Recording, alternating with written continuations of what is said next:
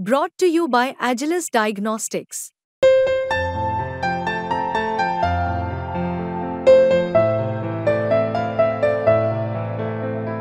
Agilus Diagnostics. वडिलांसह कुटुंबातील 17 लोकांची झालेली निर्घृण हत्या, शिक्षणासाठी जर्मनीत असताना जीव वाचला परंतु भारतात राजकीय आश्रय घ्यावा लागला। 6 वर्षांनंतर ती पुन्हा परतली, संघर्ष केला आणि बांगलादेशला घशात घालू पाहणाऱ्या कट्टरपंथी मौलवींच्या नाकावर टिच्चून अनेक वर्ष निर्विवादपणे सत्ता गाजवली। ज्यांनी बांगलादेशच्या राष्ट्र निर्माणाची कल्पना मांडली त्या शेख मुजीबुर रहमान यांच्या मुलीला सगळं काही सोडून स्वतःच्या देशातून पळ काढावा लागला। ही कहाणी आहे शेख मुजीबुर रहमान यांच्या आंदोलनाची, त्यांच्या हत्येची आणि त्याचबरोबर शेख हसीना यांच्या राजकीय उदयाची आणि दुर्दैवी अंताची। नमस्कार, मी आतिक आणि मुंबई तक मध्ये तुमचं स्वागत आहे। शेख हसीना यांचा देश सोडेपर्यंतचा राजकीय प्रवास आपण पाहणार आहोतच, परंतु त्यापूर्वी बांगलादेशचे राष्ट्रपिता शेख मुजीबुर रहमान यांचा राजकीय उदय, स्वातंत्र्य संग्राम आणि त्यानंतर त्यांची निर्घृण हत्या होईपर्यंतच्या मधल्या काळामध्ये काय घडलं होतं हे आधी समजून घेणार आहोत। डिसेंबर 1970 मध्ये झालेल्या पाकिस्तानच्या सार्वत्रिक निवडणुकीत मुजीबुर रहमान यांच्या अवामी लीग या पक्षाने विधिमंडळात 309 पैकी 167 आणि प्रांतिक सभागृहांमध्ये 279 पैकी 269 जागा जिंकून बहुमत मिळवलं। परंतु बंगाली माणसाचा विजय हा तत्कालीन पंतप्रधान जुल्फिकार अली भुट्टो आणि अयूब खान यांना काही रुचला नाही। मुजीब यांच्या अवामी लीगला बहुमत मिळूनही त्यांना सरकार बनवू न देता पाकिस्तानी नेत्यांनी बंगाली आंदोलनाला पायघड्या घालण्यास सुरुवात केली। पाकिस्तानी सैन्याने मुजीब यांना अटक करून त्यांना रावळपिंडीमधल्या तुरुंगात डांबलं। 31 मार्च 1971 ला तोडगा काढण्यासाठी पाकिस्तानी लष्करशाह याह्या खान यांनी मुजीब यांच्यातली चर्चा केली आणि ही चर्चा निष्फळ ठरली आणि त्यानंतर सुरू झालं पूर्व पाकिस्तान म्हणजे आजच्या बांगलादेशमधलं हत्याकांडांचं सत्र। पूर्वी पाकिस्तानात सुरू असलेलं राजकीय आंदोलन लष्कराच्या ताकदीने चिरडून टाकण्याचे आदेश याह्या खानने दिले आणि त्यानंतर प्रकंची घडलं। बंगाली भाषिकांवर केवळ उर्दू भाषाच नाही तर राजकीय वर्चस्व थोपू पाहणाऱ्या पाकिस्तानी लष्कराने पूर्व पाकिस्तानातील नागरिकांवर अत्याचार अमानुषपणे करायला सुरुवात केली।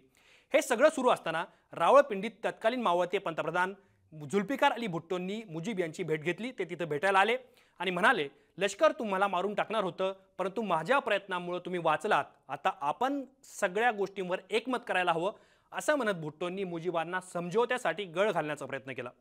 परंतु आता बांगलादेश ही अशी वास्तविकता होणार आहे ज्याला तुम्ही कधीच नाकारू शकणार नाही असं म्हणत मुजीबांनी भुट्टोंची ऑफर धुरकावून लावली। मुक्तीवाहिनीच्या विनंतीनंतर भारतीय सैन्याने हस्तक्षेप करत बांगलादेशातल्या पाकिस्तानी सैन्याला चारीमुंड्या चित केलं। इतकंच नाही तर 92,000ची फौज असलेल्या पाकिस्तानी सैन्याच्या लष्कर प्रमुखाला भारतीय सैन्यासमोर शरणागती पत्करावी लागली। त्यानंतर बांगलादेशात परतण्यापूर्वी शेख मुजीबुर रहमान हे पाकिस्तानातून थेट दिल्ली दाखल झाले। भारताच्या तत्कालीन पंतप्रधान इंदिरा गांधींच्या उपस्थितीत दिल्लीमध्ये मुजीबुर रहमान यांचं ऐतिहासिक भाषण झालं। स्वातंत्र्य मिळाल्यानंतर ढाक्यात 10 लाख नागरिकांसमोर मुजीब यांनी बांगलादेशचं भविष्य कसं असेल याचा उलगडा केला। मुजीब यांचा राजकीय उदय, बांगलादेशचं स्वातंत्र्य याबद्दल आपण बोललोच, पण आता त्यांची हत्या कशी झाली, तो घटनाक्रम काय होता हे आपण समजून घेऊयात। युद्धाने होरपळलेल्या बांगलादेशची सत्ता मुजीब यांनी काबीज केली, परंतु स्वातंत्र्यानंतर 4च वर्षात म्हणजे 1975 पर्यंत सत्ता आणि यंत्रणेवरची मुजीब यांची पकड हळूहळू सैल व्हायला लागली। भ्रष्टाचार, कुटुंब प्रेमामुळे जनतेत मुजीब यांच्याविषयी रोष वाढायला लागला। परिणामी बांगलादेशी सैन्यातही याबाबत भयानक काहीतरी शिजत होतं याचा अंदाज लावण्यात मुजीब अपयशी ठरले आणि अखेर तो दिवस उजाडला। 15 ऑगस्ट 1975 रोजी लष्करातील काही सैनिकांनी मुजीब यांच्या घराला वेढा घातला।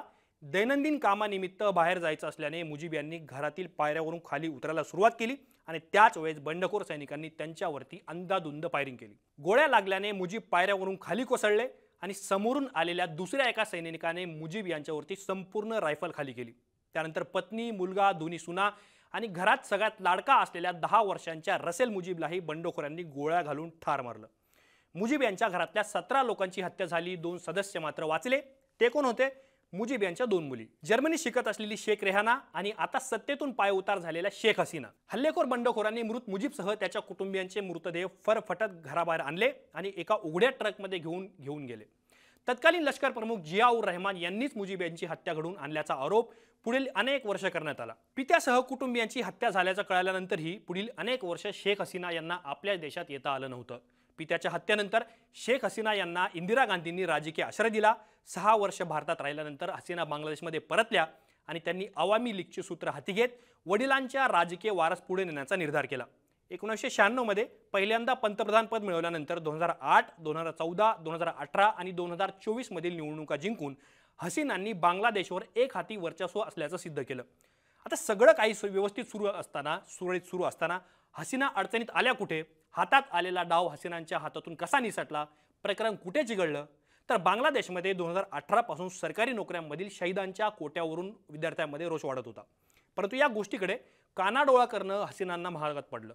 प्रमुख विरोधी नेते असलेल्या खालिदा जिया यांना तुरुंगात डांबणं, विरोधकांना देशद्रोही पुकारणं, रजाकार म्हणून हिणवणं, कोट्यावधी रुपये खर्च करून नको तिथं वडिलांचे म्हणजेच मुजीब यांचे पुतळे उभारणं आणि जमातवर घातलेली बंदी हे लोकांना काही आवडलेलं नव्हतं. आरक्षणावरून सुरू झालेलं आंदोलनाचं रूपांतर उठावात झालं आणि तेच शेख हसीना यांना देश सोडण्यास कारणीभूत ठरलं. विद्यार्थ्यांवर हेलिकॉप्टरमधून झालेला गोळीबार, निधड्या छातीने समोर येणाऱ्या तरुणांवर झालेली फायरिंग यामुळे जनतेत प्रचंड रोष निर्माण झाला आणि या सगळ्या प्रकरणातून बांगलादेशच्या लष्करातून मिळत असलेल्या पाठिंब्याकडेही हसीनांना दुर्लक्ष करणं महागात पडलं. परिणामी त्यांना स्वतःच्याच वडिलांच्या बलिदानातून उभारलेल्या देशातून काढता पाय घ्यावा लागला. या सगळ्या प्रकरणांबद्दल, घडामोडींबद्दल तुम्हाला काय वाटतं हे आम्हाला कमेंट बॉक्समध्ये नक्की कळवा. असेच माहितीपूर्ण व्हिडिओ पाहण्यासाठी मुंबई तकच्या यूट्यूब चॅनलला सबस्क्राईब करायला विसरू नका.